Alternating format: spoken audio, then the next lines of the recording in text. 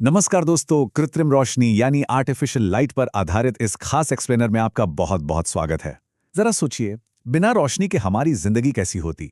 आज हम इतिहास के सबसे बड़े गेम चेंजर की बात करने वाले हैं। हम उस शानदार सफर को डिकोड करेंगे जिसने इंसानों को रात के अंधेरे से आजादी दी और हमें 24 घंटे काम करने और अपनी जिंदगी जीने का मौका दिया।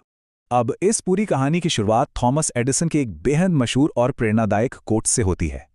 मैं नाकाम नहीं हुआ हूं, मैंने बस 10,000 ऐसे तरीके खोज लिए हैं जो काम नहीं करते। ये लाइन अपने आप में साबित करती है कि इलेक्ट्रिक बल्ब कोई रातों रात हुआ जादू नहीं था। ये एक ऐसा इनोवेशन था जिसके पीछे भयंकर जिद और कभी हार न मानने वाला एटीट्यूड था। तो चलिए फटाफट देखते हैं कि आज हम क्या क्या कवर करने वाले हैं। पहला, एडिसन का ऐतिहासिक आविष्कार। दूसरा, बल्ब के मुख्य भाग। तीसरा, ये काम कैसे करता है। चौथा, फिलामेंट जलता क्यों नहीं है। पांचवां, एलईडी यानी रोशनी का नया युग। और आखिर में पारंपरिक बल्ब बनाम एलईडी का दिलचस्प मुकाबला। सेक्शन 1, एडिसन का ऐतिहासिक आविष्कार, साल 1879। अब देखिए, 1879 वो साल था जब फाइनली बल्ब का कोड क्रैक हो गया था। दिलचस्प बात यह है कि एडिसन से पहले भी कई लोगों ने कोशिश की थी, लेकिन उनके बनाए बल्ब या तो बहुत महंगे होते थे या फिर कुछ ही मिनटों में फूक जाते थे। एडिसन ने लिटरली हर एक चीज ट्राई की। उन्होंने प्लैटिनम जैसी महंगी धातुओं से लेकर, सच मानिए, इंसान की दाढ़ी के बाल तक को फिलामेंट बनाने के लिए आजमा डाला। पर पहली बड़ी सक्सेस उन्हें मिली कार्बन युक्त सूती धागे से, जो 13.5 घंटे तक लगातार जला। और फिर बाद में बास के रेशो ने तो जैसे कमाल ही कर दिया और बल्ब की उम्र सीधा 1200 घंटे तक पहुंच गई। आगे बढ़ते हैं सेक्शन 2 पर, बल्ब के मुख्य भाग। चलिए इस साधारण से दिखने वाले बल्ब की एनाटॉमी को समझते हैं।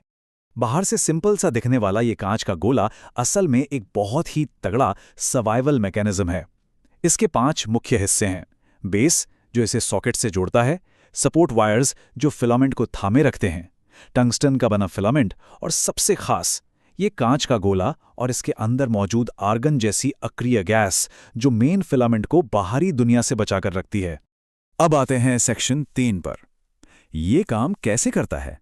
हमारे दिमाग में ये बेसिक सवाल आना बहुत लाजमी है कि आखिर ये कांच का गोला और एक पतला सा तार रोशनी कैसे पैदा कर देते हैं।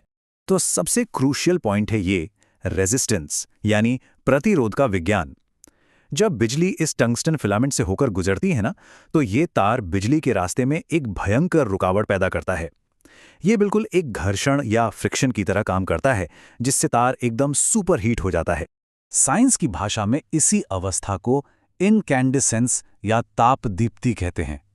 मतलब जब घर्षण की वजह से फिलामेंट का तापमान लगभग 2500 डिग्री सेल्सियस तक पहुंच जाता है। जरा सोचिए, 2500 डिग्री। तब ये इतनी प्रचंड गर्मी से गुजरता है कि ये सफेद और चमकदार रोशनी छोड़ने लगता है। लेकिन यहीं पर सेक्शन 4 का सबसे बड़ा सवाल खड़ा होता है। फिलामेंट जलता क्यों नहीं। इतनी एक्सट्रीम हीट में तो लिटरली कोई भी चीज जलकर राख हो जानी चाहिए, है ना। इसका सीधा सा जवाब है ये नंबर 3422 डिग्री सेल्सियस।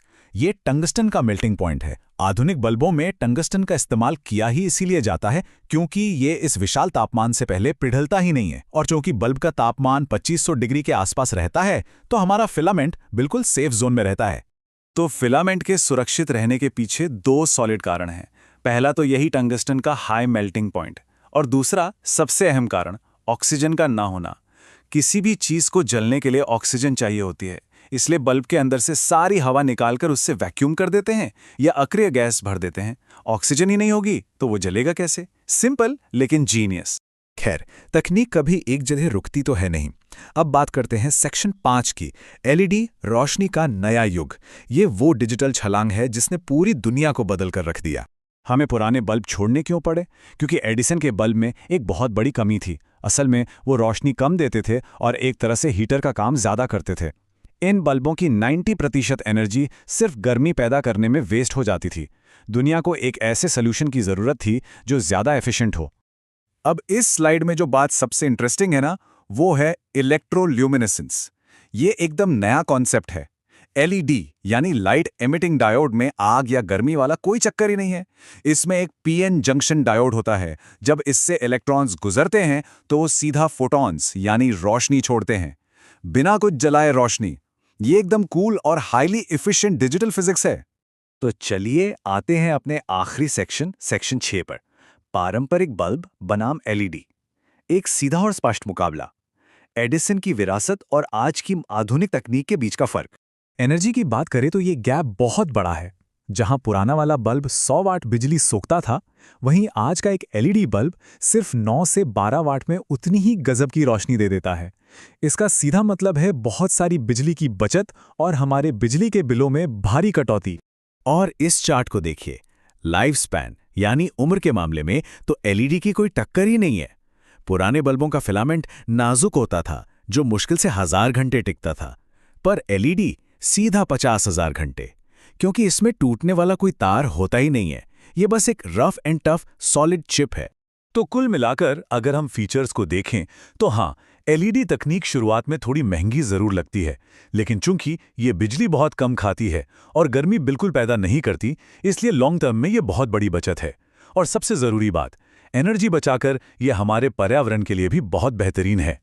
लेकिन हाँ, हम एडिसन के उस पुराने, गर्म और नाजुक से बल्ब को इग्नोर नहीं कर सकते। वो आधुनिक कृत्रिम रोशनी का एक बहुत ही जरूरी पूर्वज है। ये उसी की रखी हुई नींव है जिस पर आज हम इन एडवांस माइक्रोचिप्स तक पहुंच पाए हैं। तो दोस्तों, एक नाजुक से चमकते हुए धागे से शुरू हुआ ये सफ़र आज एडवांस माइक्रोचिप्स तक आ पहुंचा है। अब सोचने वाली बात यह है कि अगला स्टेप क्या होगा, हमारी दुनिया को रोशन करने की अगली सबसे बड़ी और क्रांतिकारी छलांग क्या हो सकती है। इसी दिलचस्प सवाल के साथ हम आज के इस एक्सप्लेनर को यहीं ख़त्म करते हैं। इस ज्ञान के सफ़र में साथ जुड़ने के लिए बहुत बहुत शुक्रिया।